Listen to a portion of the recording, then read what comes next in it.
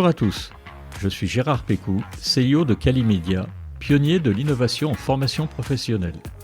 Bienvenue sur Never Stop Learning, le podcast où nous accueillons des spécialistes en andragogie, psychologie cognitive et où nous abordons les technologies de pointe qui révolutionnent la formation.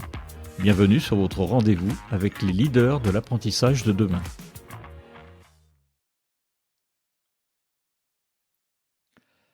Bonjour et bienvenue à tous nos auditeurs. Voilà plusieurs mois que nous n'avons pas abordé le sujet des neurosciences dans Never Stop Learning, sujet qui est pourtant l'une des thématiques principales de ce podcast. En effet, je pense que les neurosciences sont un atout essentiel dans la quête de l'apprentissage continu, puisqu'elles nous permettent de mieux comprendre les mécanismes du cerveau et de l'apprentissage. Une pensée qui me semble partagée par mon invité du jour, Céline Fouquet, docteure en neurosciences, que je cite. « Je crois sincèrement que l'un des éléments essentiel pour bâtir une société heureuse et épanouie réside dans le plaisir que l'on a à apprendre tout au long de la vie. Ce plaisir, si elle est nourrie dès le plus jeune âge, permet d'entretenir la curiosité et de voir dans chaque erreur, chaque défi, chaque échec, une occasion de progresser et d'apprendre. » Cette citation est issue du dernier ouvrage « Les neurosciences au service de la pédagogie », comprendre et activer les leviers de l'apprentissage et les clés de la mémorisation, disponible aux éditions Chenelière Éducation. Ouvrage dont nous allons parler tout au long de cet épisode et que vous trouverez dans la description du podcast. Bonjour Céline. Bonjour et merci de m'avoir invité.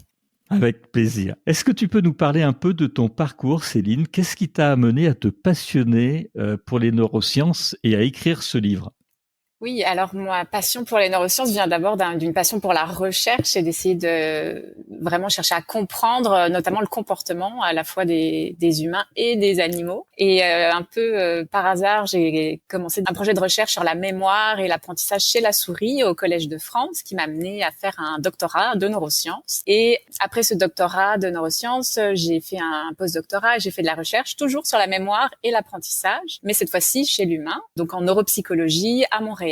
J'ai travaillé sur finalement ce qui se passe au cours du vieillissement, comment est-ce qu'on peut stimuler la mémoire et expliquer aux personnes âgées comment rester cognitivement actif. Et puis c'est en devenant maman que je me suis rendu compte que certains des apprentissages que je pouvais fournir aux personnes âgées pouvaient être très pertinentes pour les enfants d'âge scolaire, pour stimuler le plaisir d'apprendre, comprendre ce qui se passe dans notre cerveau. C'est en 2018 que j'ai commencé à donner des formations et des conférences sur le sujet, donc vraiment essayer de faire le lien entre les neurosciences et l'éducation. J'ai créé ma compagnie pour ça, puis on m'a proposé d'écrire un livre sur le sujet. Donc c'est comme ça que le livre est né, mais en parallèle, j'ai aussi eu l'occasion je suis chargée de cours à l'université, donc d'offrir cet enseignement au personnel enseignant du primaire au Québec. Et ça m'a permis à la fois donc de mieux comprendre la réalité du terrain de ces enseignants et de ces enseignantes, et également de voir que ces personnes-là qui recevaient donc cet éclairage pouvaient l'utiliser aussi dans leur propre cheminement scolaire, donc universitaire. Donc c'est là que j'ai vu que ce que je proposais dans le lien entre l'éducation et les neurosciences pouvait s'appliquer à tout âge, que ce soit au primaire ou chez des étudiants universitaires. Et puis le sujet m'a tellement plu que là j'ai également démarré un deuxième doctorat, cette fois-ci en éducation, pour encore poursuivre un projet de recherche que j'ai à cœur et qui fait encore le lien entre neurosciences et éducation. Superbe parcours. Merci Céline. Et tu vis actuellement au Canada ? Oui, c'est ça. Je vis au Québec depuis 13 ans. D'accord. Alors, je donnerai d'ailleurs des consignes pour ceux qui veulent acheter ton livre. On mettra bien sûr les références dans la zone commentaire parce que je l'ai acheté directement depuis le Canada sur le site de la maison d'édition et il est arrivé en quelques jours. Je l'ai recommandé en France chez un éditeur dont je citerai pas le nom et il est toujours pas arrivé. Je l'ai acheté 2 fois, une pour moi, une pour les équipes et le deuxième qui était censé arriver plus rapidement puisque venant de France n'est pas arrivé. Donc, il faut peut-être passer par le Canada. Vous êtes plus efficace.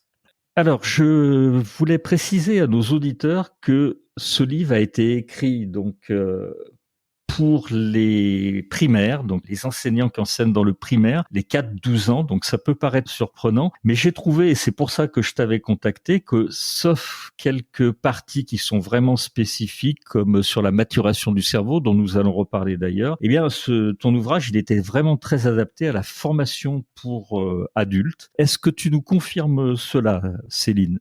Oui, tout à fait. La plupart des principes, enfin tous les principes sont complètement adaptables et vrais pour la formation des adultes. Donc oui, ça peut être une ressource intéressante pour les apprenants et formateurs de tout âge. C'est ce que j'ai compris. Alors, pour démarrer l'épisode, est-ce que tu peux nous expliquer quelle est la différence entre pédagogie et andragogie du point de vue du cerveau, justement?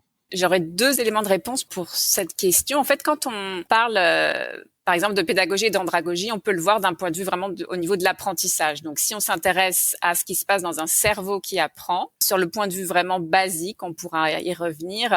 C'est vraiment les mêmes processus qui sont à la base de l'apprentissage. On parle de plasticité. Par contre, ce qui est vrai, c'est que du fait du développement, finalement, de l'enfant, il y a certaines régions qui sont pas encore totalement matures chez des enfants, donc ils vont fonctionner un petit peu plus lentement ou différemment par rapport à l'adulte. La différence que ça produit, c'est que faudra prendre certaines précautions chez les enfants, tenir compte de certaines limites, notamment dans la mémoire de travail, donc dans la façon de donner des instructions qui sont moins présentes chez les adultes, mais qui peuvent encore être là. Donc sur le plan vraiment de l'apprentissage, je veux dire, il y a vraiment des points communs, mais quand même des limites dont il faut tenir compte. Puis ensuite, l'autre élément, c'est vraiment sur des leviers sur lesquels on peut agir et donc en lien avec le contexte. Quand on parle de pédagogie, on va s'intéresser aux facteurs qui permettent de faire rentrer les enfants dans des apprentissages efficaces et on va tenir compte du contexte, comment motiver des élèves, comment leur apporter des rétroactions efficaces.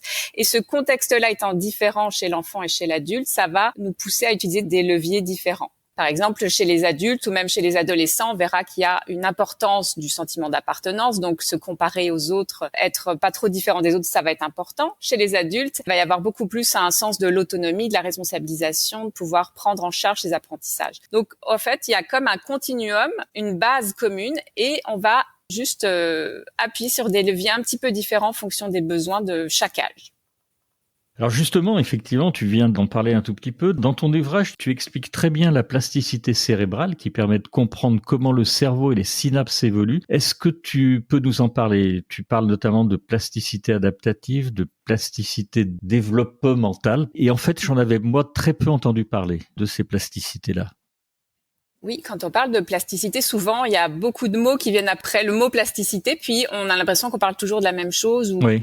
c'est pas toujours facile de distinguer toutes les formes. Puis c'est un jargon qu'on comprend nous en tant que neuroscientifiques, mais c'est ça, il est temps un petit peu de le clarifier. Donc pour ce qui est de la plasticité adaptative, c'est en gros la plasticité qui se produit dans notre cerveau au fur et à mesure de nos expériences vécues tout au long de la vie, ce qui nous permet d'apprendre, de créer des souvenirs. Donc c'est un petit peu la trace qui est laissée par nos expériences de vie dans notre cerveau. Elle est là depuis le plus jeune âge, puis elle continue toute la vie. La plasticité développementale, elle est en lien, comme on se doute, avec le développement. Donc, elle est plus en lien avec un programme génétique qui détermine un peu dans quel ordre vont se développer les différentes régions du cerveau. Donc, il y a une partie innée, génétique, mais également une grande importance de l'environnement, de la façon dont les enfants vont être stimulés, soutenus, etc.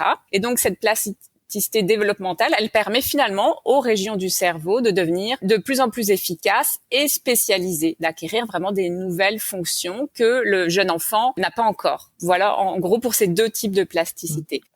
Tu viens d'en parler. Lorsque le cerveau grandit finalement et évolue, on parle de maturation cérébrale. Est-ce que nos apprentissages influencent cette maturation et comment ça fonctionne? Tous nos apprentissages vont influencer cette maturation. Donc, si on veut aller juste plus en détail, qu'est-ce que c'est que cette maturation? Il y a plusieurs types de modifications qui se font dans le cerveau, soit au niveau des neurones, soit au niveau vraiment des régions. Donc ça, à chaque fois aussi, quand on parle de plasticité, il y a aussi d'autres termes, plasticité neuronale, synaptique, cérébrale. Oui. C'est juste des histoires de zoom. On regarde au plus près des neurones ou on s'éloigne un petit peu, puis on va aller regarder le cerveau dans son ensemble. Mais tu as plein de schémas dans ton livre qui expliquent ça très bien. J'essaie d'expliquer ça parce que je trouve que on emploie les 3 expressions de manière comme si c'était interchangeable, alors qu'on parle pas toujours des mêmes choses. Et puis, par exemple, pour la maturation, c'est quelque chose qu'on entend souvent, en tout cas, quand on s'intéresse aux enfants. Ah, mais cet enfant-là, sa maturation n'est pas finie, donc c'est normal qu'il y arrive pas. Puis, on met un peu tout dans le même panier, ou même on dit, la maturation s'arrête à 18, 20, 30, 40 ans, et puis on sait pas de quoi on parle. Donc là, je voulais vraiment essayer d'expliquer pour que ce soit un peu plus clair. Ce qui est vrai, c'est que les recherches continuent. Donc, quoi que je dise aujourd'hui, c'est toujours un travail en progression. Donc, la maturation cérébrale, c'est quand on regarde un cerveau, par exemple, d'enfant, en imagerie cérébrale, on va voir qu'il y a certaines parties qui vont, par exemple, grossir, donc ce qu'on appelle la matière grise. Il y a certaines régions qui vont avoir plus de matière grise et d'autres qui vont rétrécir. Mais je dirais le phénomène le plus important, c'est ce qu'on appelle la myélinisation des axones. Donc c'est une gaine de gras, de lipides qui se met sur une partie des neurones qui permet aux neurones de travailler plus efficacement. Et ça, ce que ça donne, c'est que les régions du cerveau, qui sont parfois éloignées, vont communiquer de manière plus efficace. Cette myélinisation est vraiment une étape qui permet aux enfants, puis aux adolescents, de réagir plus vite, mais également d'avoir des fonctions cognitives à la fois plus spécialisées et plus efficaces. Et une des choses qui est la plus évidente, c'est par exemple la gestion des émotions, des impulsions, l'inhibition. Tout ça, c'est des phénomènes qui se produisent dans le cortex préfrontal, donc une région à l'avant du cerveau. Et cette région-là, elle est souvent décrite comme étant une région qui mature plus lentement, ce qui explique pourquoi finalement les jeunes enfants ont du mal à arrêter un réflexe ou ont du mal parfois à être moins impulsifs qu'un adulte, etc. La maturation cérébrale, c'est ce qui permet aux différentes régions du cerveau de communiquer plus efficacement et donc d'avoir des fonctions, je dirais, plus abouties. Donc, D'accord. Tu dis dans ton livre que apprendre, c'est modifier durablement notre mémoire en y ancrant des informations en lien avec une expérience vécue. Et tu nous rappelles qu'en neurosciences, on dit que l'on crée une représentation. Est-ce que tu peux nous en dire un peu plus sur ce qu'est une représentation et comment elle se construit ? Une représentation, donc c'est sur le plan de l'expérience, c'est quelque chose que l'on vit, par exemple une personne que l'on nous présente, donc on va découvrir son prénom, c'est une expérience. Ah, je viens de rencontrer cette personne dans la rue, une amie d'une amie. Bon. Et la représentation, eh bien c'est tout simplement un réseau de neurones qui va réagir à cette expérience. Plusieurs neurones vont être activés et donc créer une trace dans notre cerveau qui va s'effacer rapidement si on n'en fait rien. Donc, si on n'a aucune envie de se rappeler du prénom de cette personne, qu'on se le répète pas au moins une fois, ça nous arrive quand même souvent. On arrive à une soirée, il y a plein de monde, et bien on oublie tous les premiers prénoms qu'on a entendus. Parfois, on va retenir le dernier parce qu'on se dit, là, j'ai déjà oublié 4 prénoms. Je vais essayer de retenir le dernier. C'est vrai. Et voilà, notre représentation qui pourrait être le lien entre un visage et un prénom a été effacée. Mais apprendre, c'est fixer ces représentations de manière durable dans notre cerveau et ça se fait donc par la plasticité qui permet de renforcer les connexions entre ces neurones. Donc, on a un réseau de neurones qui s'est activé. On veut qu'il puisse se réactiver une prochaine fois. Et donc, il y a différentes méthodes. Donc, ça, c'est tout le principe du livre qui explique les méthodes qui permettent de renforcer ça. On va y revenir un peu plus tard. C'est ça. Mais l'idée, c'est de se dire, une fois que cette représentation, elle est créée, ce qui va se passer, c'est qu'en répétant ou en revivant l'expérience, eh bien, les chemins entre les neurones vont être plus faciles à réactiver. Donc, l'image qu'on donne souvent, c'est l'image d'un chemin qui se crée dans le cerveau, comme dans une forêt. Donc, la première fois qu'on entre dans une forêt qui n'a jamais, dans laquelle personne n'est entré depuis longtemps, eh bien, c'est difficile. Donc, il faut trouver son chemin. Puis, à force d'y passer, d'y repasser, la végétation se tasse et ça devient plus rapide. Donc, c'est exactement ça, la représentation. C'est ce chemin qu'on crée dans cette forêt qui est notre cerveau et qui permet d'aller plus vite finalement une fois qu'on l'a renforcé. D'accord. Je voulais préciser à nos auditeurs et nos auditrices qu'il y a plein d'exemples très très sympas dans ton livre et dont l'exemple de la forêt que tu viens de reprendre, mais il y en a plein d'autres, des petites anecdotes et qui aident vraiment à mieux comprendre en fait ces notions-là. Il y a une chose qui m'a surprise, je vais te poser une question en deux. Tu as décrit dans ton livre 4 étapes de l'apprentissage et je vais te demander de nous les présenter. Alors, de manière synthétique parce que ça prend beaucoup de pages dans ton livre et c'est super intéressant. Et quand je les ai lus, je me suis dit, mais tiens, moi j'avais appris les 4 piliers de l'apprentissage qui ont été théorisés par Stanislas Dehaene et Olivier Houdet, qui sont l'attention, l'engagement actif, le retour sur erreur et la consolidation. Toi, tu en prends 4. Alors, je voulais, que tu nous décrives les tiennes, celles que tu as mis dans ton livre, et pourquoi, en fait, tu n'avais pas repris les 4 piliers de l'apprentissage. Est-ce qu'il y avait une raison? Il y a des nouvelles publiques qui ont fait ça. Dès la lecture, je me suis posé cette question, en fait. Donc en fait, les piliers de Stanislas Dehaene, ils sont toujours valables et ça reste des grands principes qui sont vrais. En fait, lui, ce qu'il a fait, c'est qu'il est parti des recherches en neurosciences pour essayer de voir quels sont les grands principes qu'on devrait transmettre au grand public pour comprendre comment faire des apprentissages durables. Donc c'est des grands principes qui sont tout à fait valables.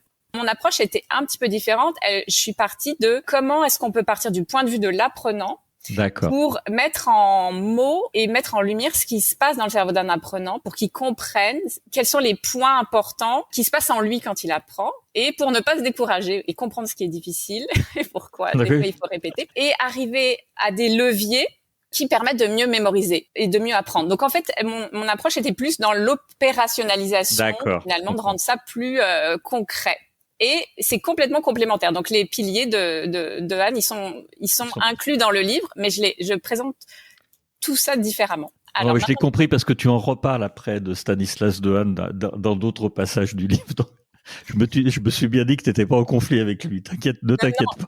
Et puis ce que je trouve formidable, en tout cas, c'est que ce qu'il dit, ces 4 piliers sont vraiment hyper importants, mais d'un point de vue de l'élève ou de l'apprenant, c'est pas toujours facile de les mettre en œuvre. Je vais clarifier ça tout de suite. Donc, pour ce qui est des étapes, les étapes, c'est ce qui se passe, et ça, c'est basé sur la théorie du cerveau statisticien, notamment promue par Stanislas Dehaene et d'autres neuroscientifiques. Donc, c'est en fait issu aussi de ces recherches, mais je trouve que le dire de cette manière-là, c'est parlant pour l'apprenant. Donc, ce que les recherches disent, c'est que, en gros, il va y avoir une étape de prédiction, c'est-à-dire que quand on est face à une situation quelconque, où on va se poser une question, que ce soit dans un contexte de formation ou autre, notre cerveau, de manière assez automatique, il va essayer de prédire quelle va être la suite. Soit la réponse à la question, soit la suite de la situation.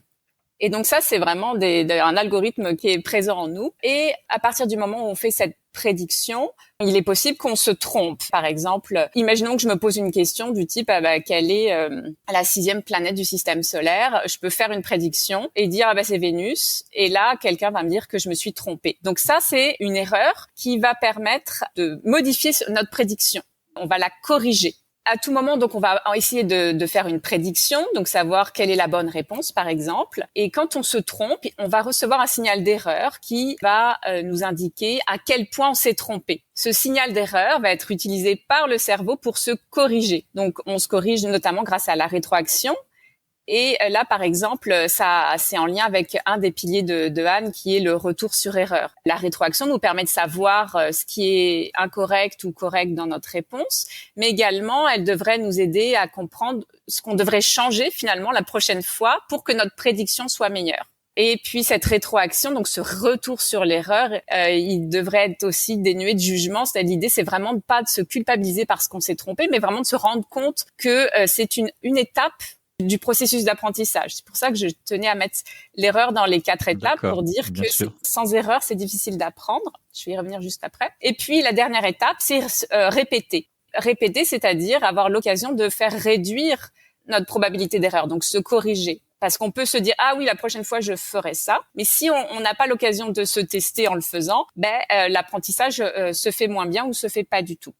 Pour illustrer ces 4 étapes, ce que ça nous dit, c'est pas qu'il faut faire des erreurs à tout prix, mais que finalement, il y a apprentissage quand notre prédiction n'est pas sûre à 100%. Donc, un exemple que j'aime donner, c'est par exemple si je vous demande de réciter votre alphabet, vous êtes sûr à 100% de pas vous tromper, et du coup, vous apprenez rien. Il y a aucun apprentissage, aucun renforcement de vos connexions neuronales qui va se faire quand vous récitez votre alphabet. En revanche, si je vous pose une question et que vous êtes sûr à 70% d'avoir la bonne réponse et que vous avez la bonne réponse, vous pourriez vous dire j'ai pas fait d'erreur, donc j'ai rien appris. Mais vu que vous étiez pas sûr d'avoir la bonne réponse, vous avez quand même, en voyant que finalement vous aviez la bonne, vous avez corrigé votre prédiction. La prochaine fois, vous serez peut-être sûr à 90% d'avoir la bonne réponse. Et ça, c'est un apprentissage. C'est pour ça que des fois, se retester sur des choses qu'on pense savoir, mais qu'on n'est pas sûr, ça permet quand même de renforcer un apprentissage.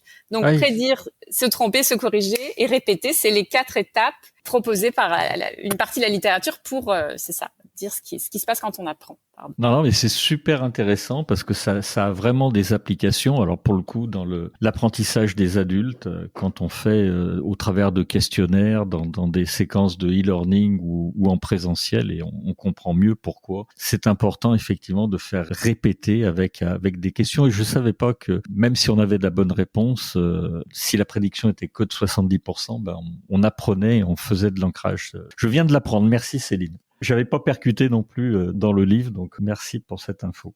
Alors tu nous as parlé donc de ces étapes très très claires, et tu décris dans ton ouvrage qu'il y a d'autres éléments à prendre en compte lorsqu'on veut renforcer les connexions synaptiques pour apprendre. Tu parles notamment des émotions, des associations, il y en a d'autres. Est-ce que tu peux nous en dire un peu plus ?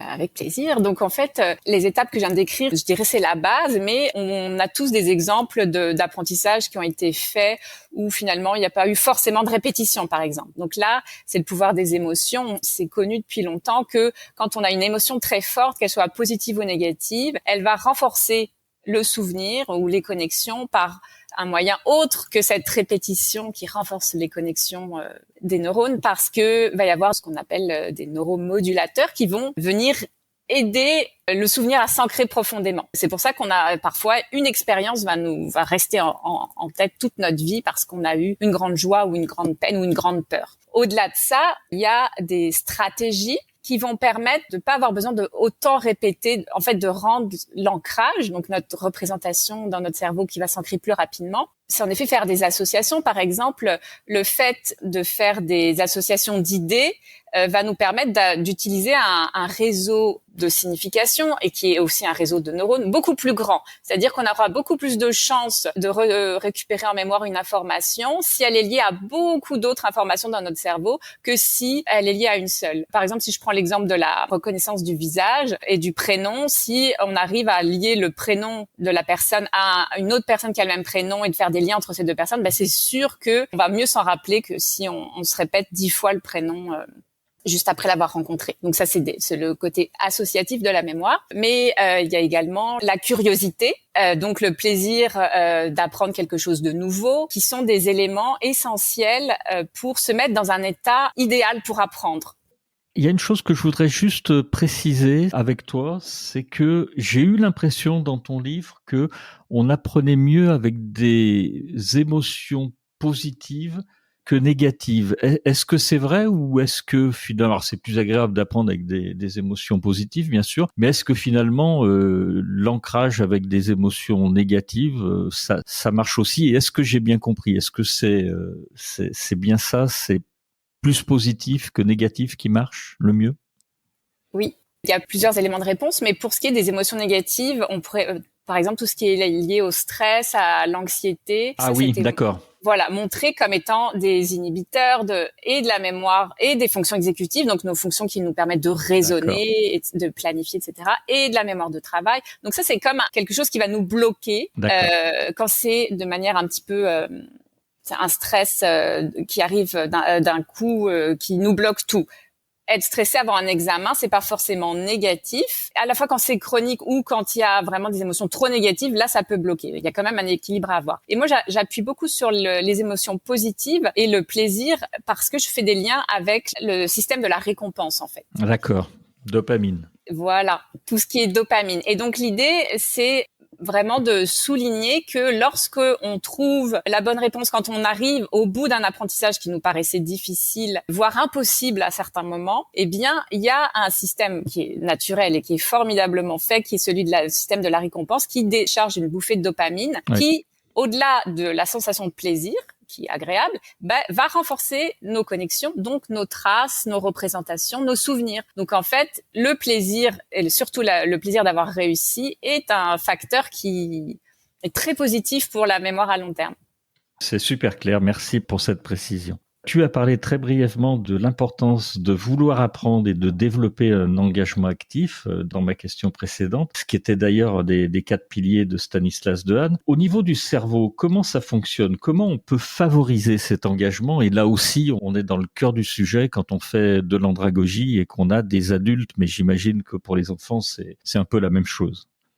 Oui, tout à fait. En fait, l'engagement, en effet, c'est un des piliers de Han. Puis, c'est ce que j'appelle en effet le vouloir apprendre. Et je trouvais important de le souligner parce que il y a énormément de stratégies qu'on peut offrir aux apprenants pour mieux mémoriser. Aussi, par exemple, l'autre pilier de Han qui est l'attention. Pour être attentif, il y a des stratégies. Donc, on peut donner tout un panel d'outils, mais si la personne ne voit pas l'intérêt ou se sent incapable de réussir, eh bien, il est peu probable qu'elle fasse l'effort d'utiliser tous ces outils qu'on peut leur offrir. Donc pour moi, c'est cette première étape du vouloir apprendre, donc de favoriser un engagement actif. C'est nécessaire pour donner l'envie d'utiliser des bonnes stratégies, mais également, évidemment, pour faciliter les apprentissages parce que un cerveau engagé est un cerveau qui va mieux retenir.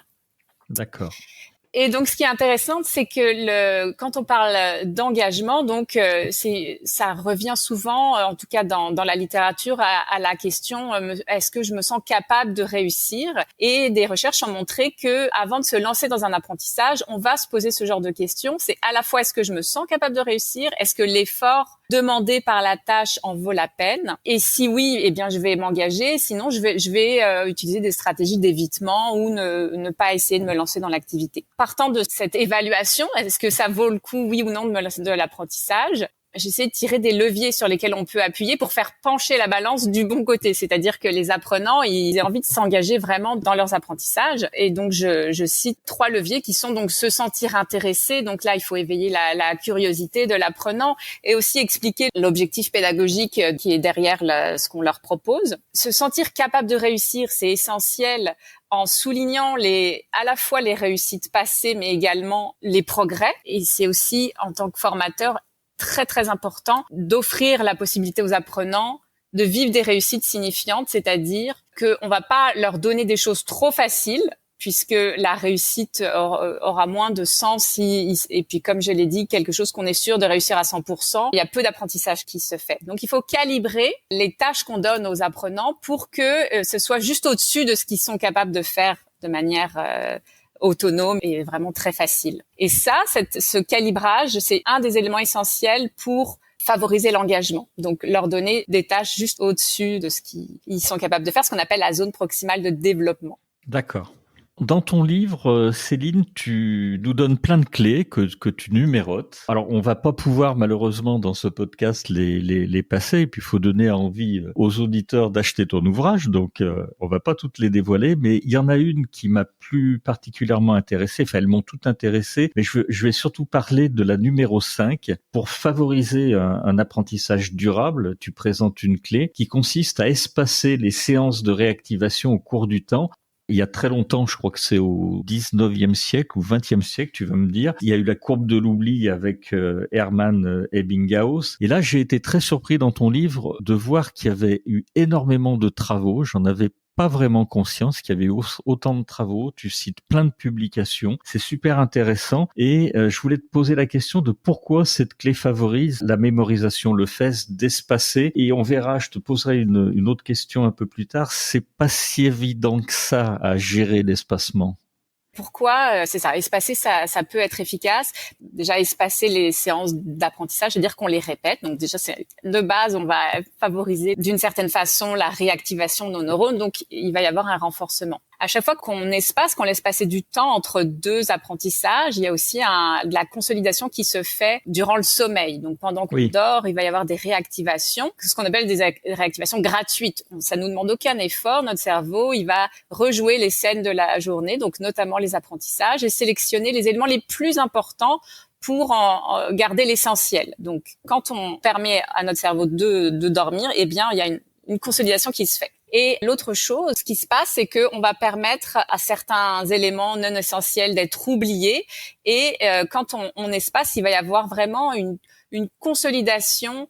En fait, notre cerveau, quand on répète à des intervalles de plus en plus longs, assez longs, ce qui se dit, c'est que si c'est répété dans le temps, c'est que ça va m'être utile dans le futur. D'accord. Donc ça lui permet de sélectionner ce qui va être utile dans le futur. Et c'est pour ça que, par exemple, réviser pendant 4 heures la veille d'un examen, ça peut fonctionner pour l'examen qui a lieu le lendemain. Par contre, 1 mois plus tard ou 6 mois plus tard, on aura tout oublié parce que notre cerveau, il aura bien compris que vu que ça n'est pas répété dans le temps, ça a certainement peu d'intérêt à long terme.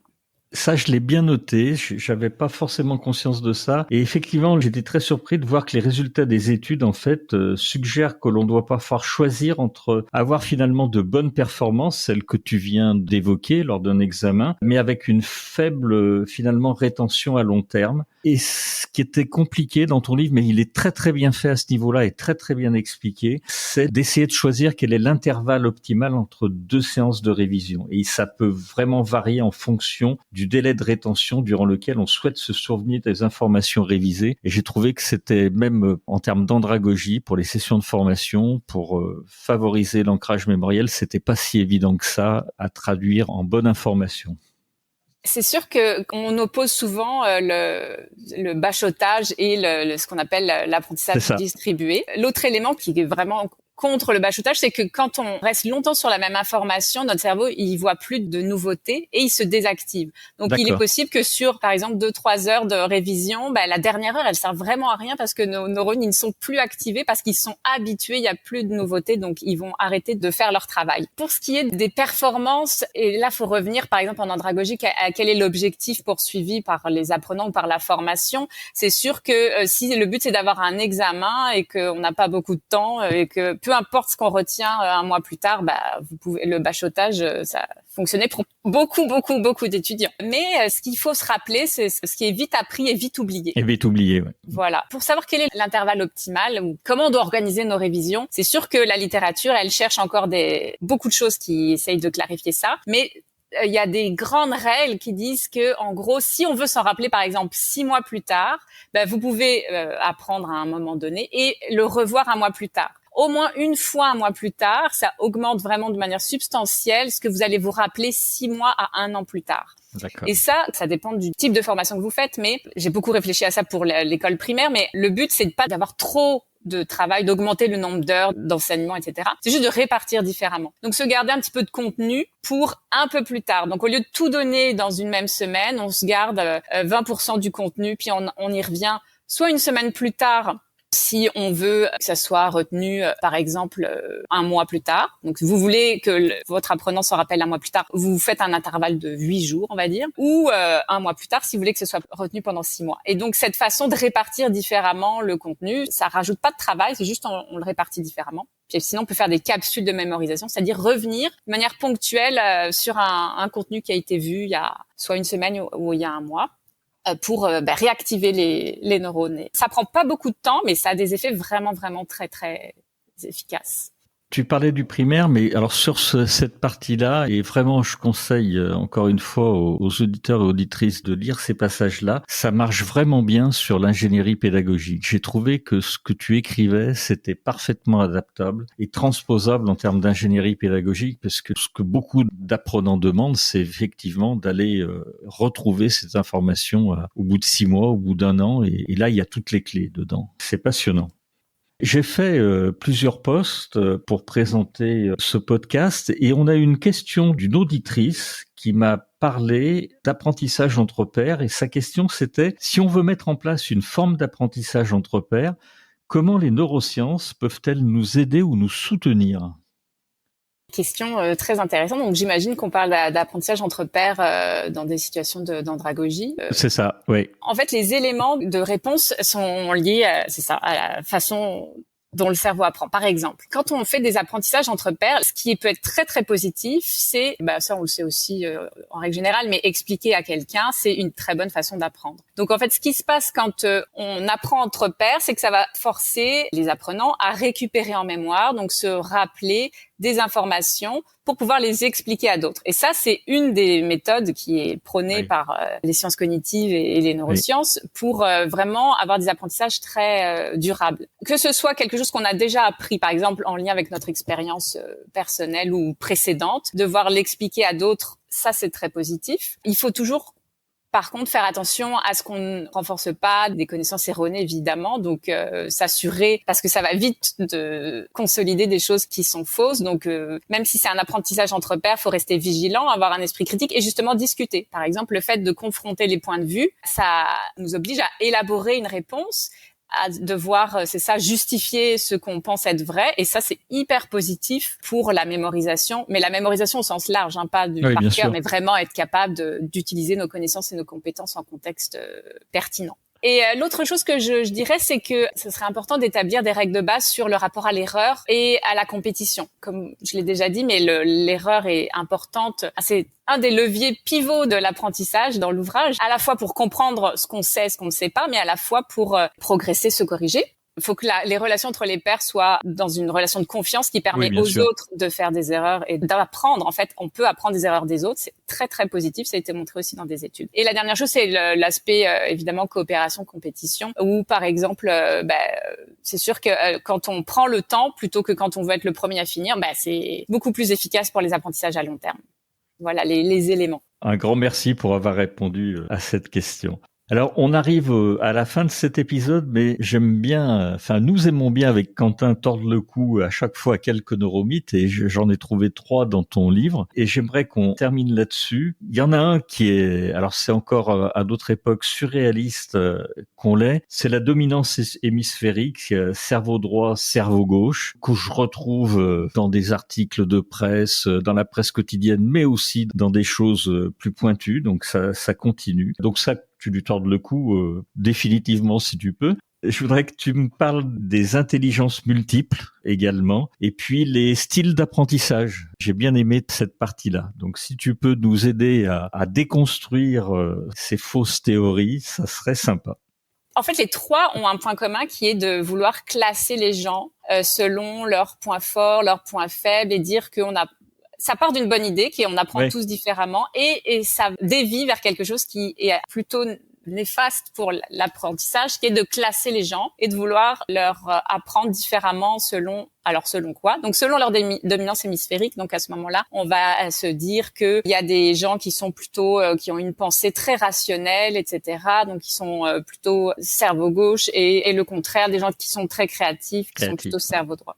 Donc ça, il n'y a pas de base scientifique à ça, c'est-à-dire qu'il y a des régions. Donc oui, on a 2 hémisphères. Oui, il y a certaines régions dans un hémisphère qui vont être plus activées que dans l'autre. Donc c'est pas parfaitement symétrique, mais il n'empêche que toutes nos fonctions cognitives sont liées à des réseaux. Donc ça veut dire plusieurs régions. Et souvent, ça implique les 2 hémisphères. Bien donc c'est vraiment une simplification de vouloir réduire une fonction cognitive comme le langage ou comme les émotions positives, négatives à une région dans un hémisphère. Donc ça, c'est très clair. Puis vraiment, la classification selon une dominance, ça n'a ni base scientifique ni intérêt pédagogique, je dirais. D'accord. Idem pour les 2 autres. Donc, en fait, la problématique, c'est idéal de personnaliser l'apprentissage, etc. Ça, c'est une bonne chose. Par contre, si on doit retenir une information, c'est qu'il vaut mieux diversifier nos méthodes pour qu'elles puissent bénéficier à tous, plutôt que de vraiment vouloir enfermer quelqu'un dans une catégorie. Donc, les styles d'apprentissage, c'est lié aux modalités sensorielles qu'on préférerait pour apprendre, donc kinesthésique, visuel ou auditif. Et donc, il y a des gens qui pensent et qui enseignent de façon à ce que les personnes qui sont soi-disant plutôt visuelles, elles apprennent avec des beaux schémas, des mind mapping, etc. Or, les études qui ont testé ça, c'est-à-dire est-ce que si on a une préférence, on l'exprime. Moi, je préfère apprendre visuellement. Il y a des gens qui le disent, ils ont le droit. Mais est-ce que si on leur apprend avec une modalité visuelle, ils apprennent mieux? La réponse est non, d'après les recherches actuelles. D'accord. Et pareil pour les intelligences multiples. L'idée derrière est vraiment, ça part pas d'une mauvaise intention, mais ce que j'aime rappeler, c'est que il y a vraiment aucun avantage pédagogique ou même andragogique à vouloir mettre les gens dans des cases, parce qu'on les empêche de relever des défis un petit peu en dehors de, comme on appelle la zone de confort ou des choses comme ça. Et ça, c'est vraiment négatif. Et puis, on pourrait même aller dire, toi, t'es bon en maths, toi, t'es un bon, toutes les qualités qu'on va nommer chez quelqu'un. Il y a des études qui montrent que parfois, ça va empêcher la personne de relever des défis parce qu'elle a peur de ne plus s'identifier à cette qualité qu'on lui donne. Donc, quelqu'un qui est très bon en maths, si on lui dit « mais toi, t'es bon en maths », puis on lui propose un exercice très difficile, si elle est pas sûre de le réussir, elle va parfois pas essayer parce que elle a peur qu'on ne puisse plus dire d'elle qu'elle est bonne en maths. Et voilà. Ok. Merci pour toutes ces précisions. Et encore une fois, on aime bien ça avec Quentin. Dès qu'on a un neuro ou une neuroscientifique avec nous, on essaye de dégommer un ou 2 ou 3, là en l'occurrence neuromythes. Donc merci Céline. Alors, on est arrivé pour le coup au bout de ce podcast, donc je voudrais remercier tous nos auditeurs et nos auditrices qui sont allés avec nous jusqu'au bout de cet épisode. Je voulais te remercier tout particulièrement, Céline, pour la qualité de tes réponses. Je voulais rappeler ton livre, donc qui s'appelle Les neurosciences au service de la pédagogie, comprendre et activer les leviers de l'apprentissage et les clés de la mémorisation. C'est disponible aux éditions Chenelière Éducation. Et si vous voulez l'acheter par le site canadien, n'hésitez pas, il fonctionne très très bien. Donc, et encore une fois, un très très grand merci pour ton intervention, Céline. Merci à toi, Gérard. Merci beaucoup de l'invitation. C'était un plaisir.